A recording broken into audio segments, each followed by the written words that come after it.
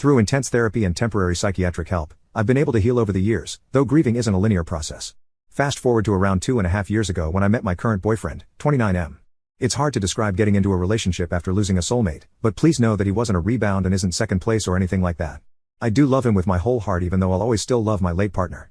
My boyfriend has a foundation of similar values, ideal relationship dynamics, communication styles to my late partner, but has a completely different personality, look, lifestyle, appearance, etc. I love him for all of his differences as much as his similarities. My therapist and I knew that it was important for me to not date someone who I would expect to be a stand-in for my late partner. Her and I have checked in constantly throughout the major stages of my relationship to ensure that I'm sticking to that. At this point, I've honestly pictured what the rest of my life would look like with him in it, and he said the same.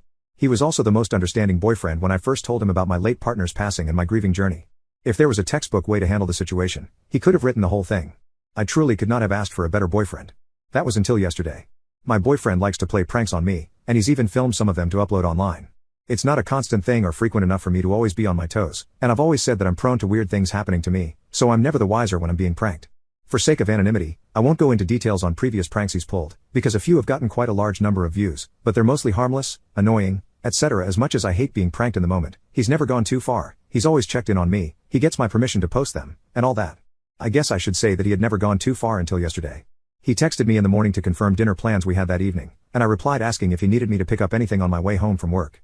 At least twice a month, he cooks us an elaborate dinner. I'm talking coordinated wine pairings, 5 courses, tasting menus, things like that. Like I said, he's a perfect boyfriend. I plan to FaceTime him at lunch like I always do, so no big deal. Well, he didn't answer me at lunch. No big deal, he's probably busy. I sent him a couple more texts after lunch, just random stuff, but he never responded, and when I finished work my phone showed he never even read them. I got a little anxious admittedly but pushed it aside. I don't need to hear from him constantly, but a sudden break in our routine felt weird because he always tells me in advance when something is going on or if he's busy. Always. He also always forgets something for the dinners he makes us and asks me to grab something on the way home. Always. Not today though. Anyway, I drive to his apartment from work and let myself in with the key he gave me.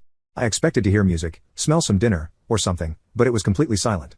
I put my stuff down on the hall bench and walked toward the kitchen. I saw grocery bags at the kitchen's entrance, which I thought was weird. As soon as I entered the kitchen, I saw a broken wine glass at the far end of his kitchen island with a few drops of what I thought was red wine until I saw his feet sticking out. I sprinted around the island and he was laying on his side, facing away from me. There was blood everywhere. On the edge of the island, splatters on the wall, and a large pool of blood around his head. I haven't made the sounds that came out of me since I got the call that my late partner passed. My heart was racing so bad that my chest and head hurt. Though I felt like I was in full-blown panic mode, I physically went into autopilot. I work in healthcare again, so I'm glad that my instincts kicked in. He was on his side, so I flipped him flat on his back. From what I gathered, trying to take a medical visual inventory of his injuries, it looked like he was just bleeding from his head. He didn't respond to my voice or a quick sternal rub. He wasn't moving at all, and when I put my ear down to his mouth, I wasn't hearing or feeling breathing. He had blood all over his face, so I couldn't tell if his lips were blue or anything like that. I do remember checking for a pulse and I truthfully didn't feel one, though in hindsight I can't be sure if I was mentally stable enough to discern one either way, so I tilted his head back and put my hands over his chest to start CPR while screaming at my phone for Siri to call 911. I only got too hard and fast. Compressions in when he miraculously came back from the dead screaming bloody murder. After that, I'm not going to lie, I blacked out a bit. I remember getting lightheaded, my boyfriend shaking me, him apologizing, I remember him calling off 911, and I remember leaving his apartment covered in what I had obviously figured out was fake blood. I did get a call from 911/police to confirm basically that my boyfriend had played a prank and no one needed help. Otherwise, I felt completely catatonic in a way. I dissociated. Needless to say, since last night I've been a complete mess, I'm angry, and I'm devastated. The entire thing keeps playing in my head, and while the logical part of my brain knows that he pranked me and that he's alive, my body hasn't figured it out. Worse, this completely brought up everything surrounding my late partner, and I feel like I have to start my grieving process for him all over again. The anger I feel isn't a revenge type of anger, but an exhausted type of anger. The rage is so strong and intense that it's taken every ounce of energy away to act on any of it. I guess that's a good thing. My boyfriend has tried calling me over 40 times. He sent me too many texts to count. He even came over to try to talk to me that same night, but luckily even though he has a key, I have a deadbolt chain so he wasn't able to get in. Basically he shouted an apology through the crack and begged me to talk to him. My neighbors shoot him off after a while. My friends have also messaged me to ask if I was safe, saying he contacted them and told them everything. I've only texted one of my friends back. I have a therapy appointment tomorrow, but I just need to crowdsource thoughts right now.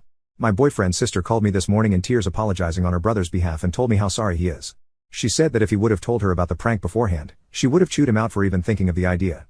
Their parents were horrified as well and have said that they are here to support me in whatever way I need. His sister told me that he had come over to her house after I didn't let him into my place and he was having a major anxiety attack with chest pain, racing heartbeat, and trouble breathing. It was so bad that she took him to the ER where they learned that I had fractured a couple of his ribs while attempting to give him what I thought was life-saving CPR, and in the process had also punctured a lung. There are so many emotions going through my head right now. I am so angry at the world for, yet again, ripping away a man I love from me, because even though he's alive, I don't think that I'll ever be able to get over this.